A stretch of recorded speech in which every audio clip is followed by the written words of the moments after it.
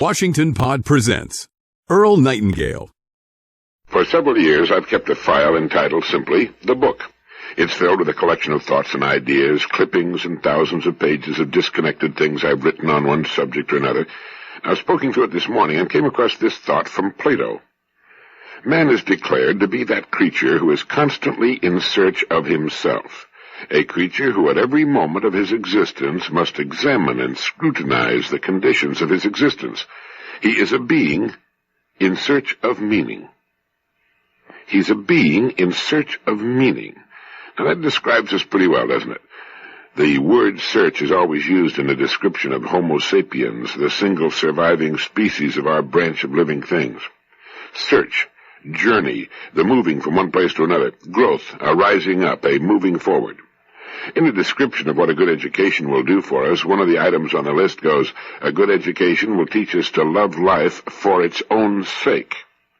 Now, because as long as we have life as we know it, the search can go on, the search for meaning. Some questions, some problems can be solved, others are never solved in the sense that they are completed, finished, tied up with a neat bow. And we'll avoid a good deal of frustration, even possible demoralization, if we'll recognize problems for what they are, as the kind that can be solved, and the kind that, by their very nature, are incapable of being solved. A man named Tyrrell calls them divergent and convergent problems.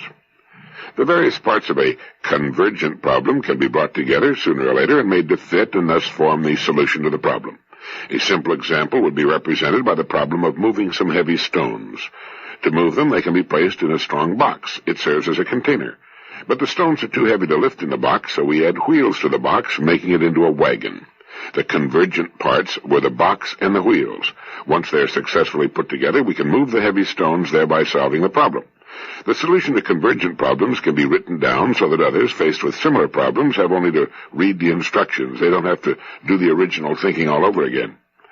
Problems we cannot solve in such a fashion are divergent problems. Their various parts defy successful and final amalgamation.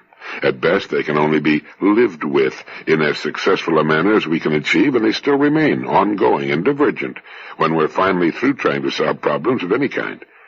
Life is kept going by divergent problems. They're the problems of opposites, of trying to reconcile the irreconcilable. For example, we want order, but we also want freedom. Too much order, and all freedom is suppressed. Too much freedom, and order dissolves into chaos.